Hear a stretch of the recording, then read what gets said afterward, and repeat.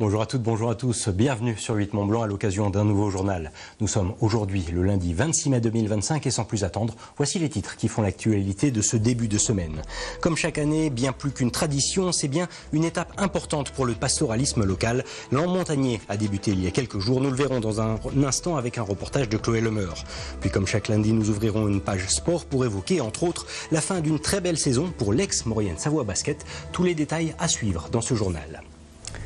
Mais on débute donc avec ce rendez-vous incontournable du début d'été, la montée en alpage. À l'approche des beaux jours, les éleveurs montent en effet leurs troupeaux en altitude pour leur permettre de profiter d'une herbe plus fraîche et plus riche. Exemple en image avec la ferme du Pracandu à Serraval, où Chloé Lemeur s'est rendue il y a quelques jours. On regarde son reportage. Elles attendent avec impatience le départ.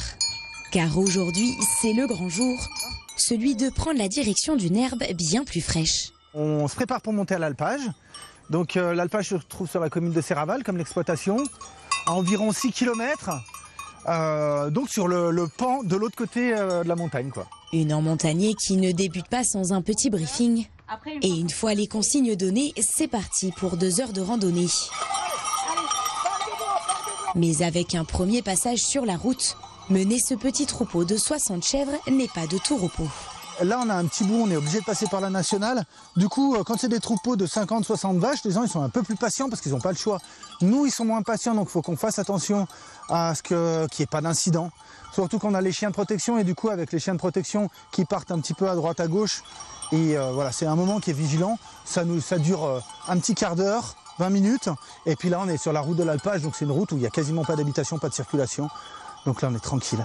Et pour que tout se passe au mieux durant la montée, chacun a d'ailleurs sa propre mission sur le chemin.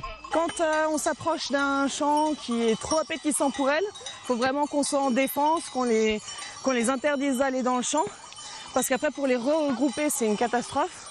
Et puis dès qu'il y a une circulation, je me mets à l'arrière et puis je fais ralentir les voitures. Là, aujourd'hui, je suis tout devant. Je surveille à ce que les chèvres ils vont pas trop vite.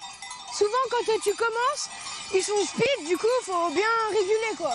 Et parfois, même avec une organisation au poil, certaines se rebellent, tandis que d'autres traînent un peu des pieds. Mais au final, toutes finissent quand même par arriver à bon port. Là, on est arrivé donc sur le chalet d'alpage, où on a à peu près 5 hectares de pâture qui sont mécanisables, donc qui sont fauchables autour de chalet.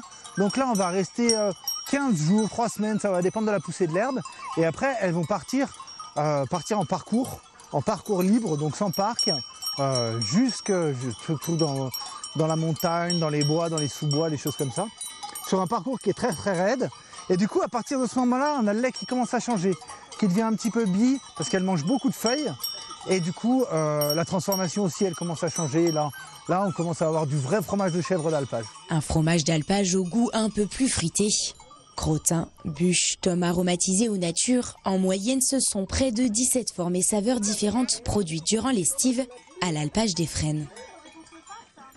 Et pour les gourmets que vous êtes, sachez que les fromages de chèvre produits par la ferme de Pracandu sont à retrouver sur les étals des marchés de proximité comme celui de Thônes ou d'Annecy-le-Vieux. On reste dans l'univers des alpages qui font justement l'objet d'une attention toute particulière en ce moment. À Gruffy, sur les estives du Semnoz, une centaine de bénévoles ont en effet retroussé leurs manches ce samedi pour un grand chantier participatif intitulé « Fauche qui peut ». L'objectif, couper le vératre blanc, une plante locale toxique et envahissante qui ressemble trait pour trait à notre gentiane, mais qui menace pour autant la biodiversité des alpages. Une mobilisation citoyenne, écologique et même conviviale, comme vous allez pouvoir le constater avec ce reportage du Myrtille, Laurent Brouillou. À la Serfouette ou à la Binette, ils avancent en ligne dans les hautes herbes du Semnoz.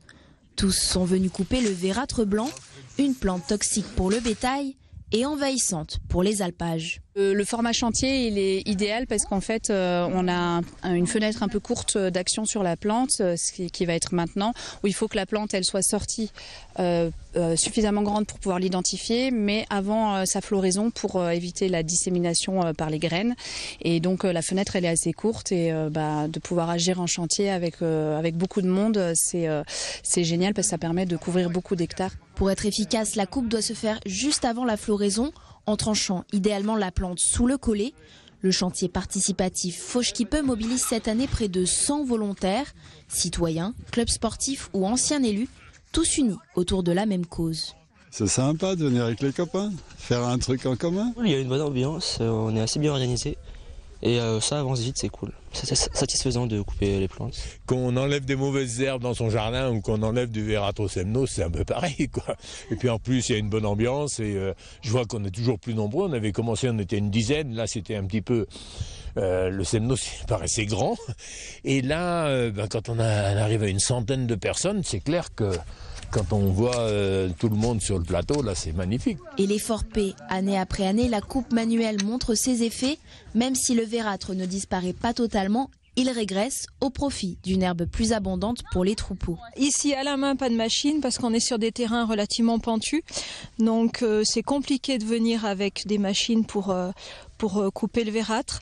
On va faire un test prochainement de broyage, sachant qu'il faut passer une fois que le bétail est venu manger l'herbe et avant que le vérâtre fasse des fleurs. Et il faut compter 4 à 5 années de coupe consécutives pour avoir un impact. Un chantier manuel mais précieux porté depuis 2018 par la commune de Gruffy, le Grand Annecy et la Société d'économie alpestre. Une mobilisation écologique et collective pour préserver l'avenir des alpages. On ouvre une page sport à présent. Ex-Maurienne Savoie Basket n'ira pas plus loin dans les playoffs de Pro B.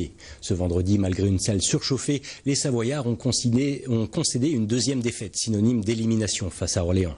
Un échec qui n'entache pas une saison que l'on peut tout de même qualifier de réussie, notamment grâce à cette qualification historique. Récit de la rencontre avec Maxence Landillon. Les Ultras ont fait trembler la salle Marlios pendant plus d'1h30, mais cela n'aura pas suffi. La marche était trop haute pour les basketteurs d'Aix-Maurienne face à Orléans. Rapidement menés après une entame difficile, les Rouges et Blancs sont longtemps restés dans la partie, mais n'ont jamais réussi à recoller au score. Une défaite qui acte la fin d'une saison tout de même réussie. On a pris un écart dès le début, on joue contre une très très forte équipe d'Orléans. Et ils ont contrôlé le match, on n'a jamais su revenir. Je pense que nous, il y a beaucoup de fatigue. Et ouais, c'est une très belle équipe. Nous, on s'est battu comme on pouvait. Je pense qu'on manquait un peu de jus.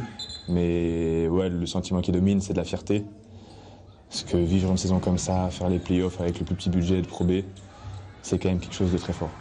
Les Aixois ont livré une belle bataille dans les deuxième et troisième quart-temps.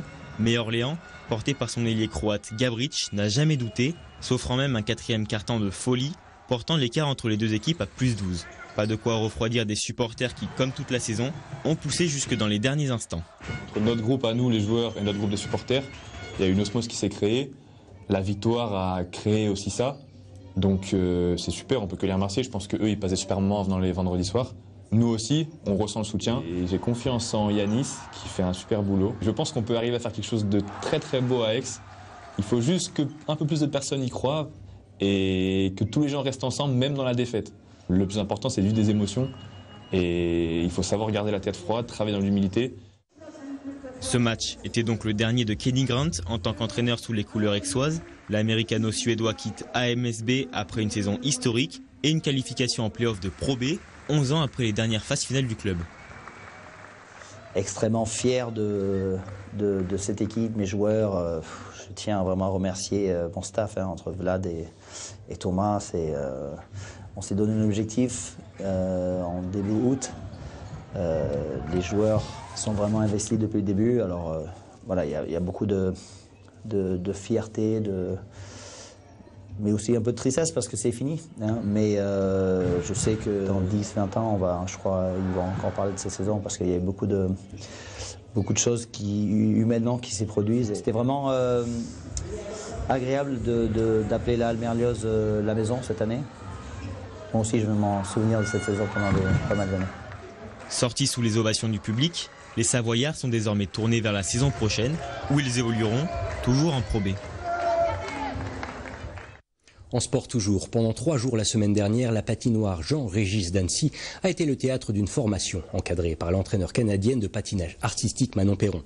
35 éducateurs venus des 4 coins de France ont ainsi pu bénéficier des conseils avisés de cette coach à la renommée internationale.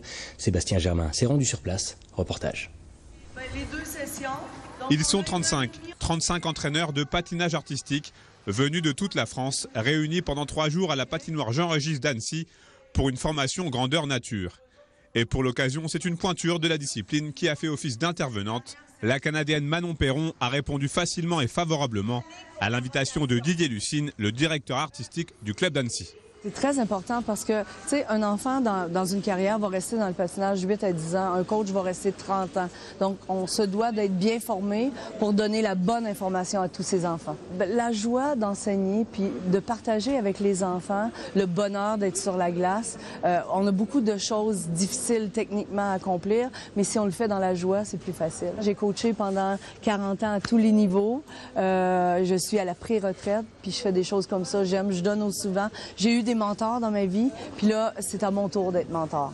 À l'initiative de ce stage, on retrouve donc le SG Annecy et la Fédération française des sports de glace, qui fait de ces moments de partage des instants précieux. L'idée de la fédération, c'est de leur proposer des temps où ils vont pouvoir se retrouver, échanger et encore une fois monter en compétences. Donc c'est techniquement parlant, revisiter un petit peu leur pratique, avoir des apports nouveaux, échanger, s'ouvrir. Et le parti pris, c'est avec de l'ouverture et de l'envie, il va se passer quelque chose pour le sport de glace en France. Et pour les éducateurs présents la semaine dernière à Annecy, ce rendez-vous était surtout l'occasion de partager des idées et côtoyer Manon Perron. Elle est très inspirante à son côté solaire, bienveillant, mais rigoureux. Du coup, manage les athlètes et les coachs. Du coup, vraiment, elle a une rigueur technique, mais ce qui me touche le plus et sensibilise le plus, c'est vraiment son côté solaire inspirant, de comment elle rayonne et comment elle arrive à transmettre toute cette technicité. On a tous des expériences différentes, on a tous des choses à partager et je pense qu'on peut toujours s'améliorer et puis on veut tous arriver au plus haut niveau et essayer que nos gamins ils progressent le plus possible et puis je pense qu'on peut s'apporter des choses surtout entre pays différents, c'est des caractères différents, tellement de choses en fait, tellement de détails qui font la différence. Tous ces entraîneurs sont diplômés d'État en charge de compétiteurs de moins de 12 ans. L'avenir nous dira si les conseils avisés de Manon Perron auront eu dans le futur des impacts sur les performances de ces jeunes pousses. Nous voilà arrivés au terme de ce journal sur 8 Mont-Blanc. On reste encore une minute dans l'univers du sport et de l'exploit avec des images du dernier en date. Le nouveau record de l'ascension du Mont-Blanc en aller-retour depuis l'église de Chamonix, réalisé par Benjamin Védrine ce dimanche. En à peine 4 heures, 54 minutes et 41 secondes, l'alpiniste haut alpin de 32 ans rafle de fait la palme de la rapidité jusque-là détenue par un certain Kylian Jornet. Un record qui fait également écho à celui de Élise Poncet qui a réalisé le même itinéraire le 16 mai dernier en seulement 6 heures, 54 minutes et 47 secondes, établissant elle aussi un nouveau record. Les images sont, elles, signées Noah Barrault, Bertrand Delapierre et Mathurin Vautier. Dans un instant, vous avez rendez-vous avec la météo de Thierry Paul, mais en attendant le prochain JT prévu pour demain mardi à partir de 18h. Et d'ici là, je vous souhaite une très belle soirée avec nos programmes. À bientôt.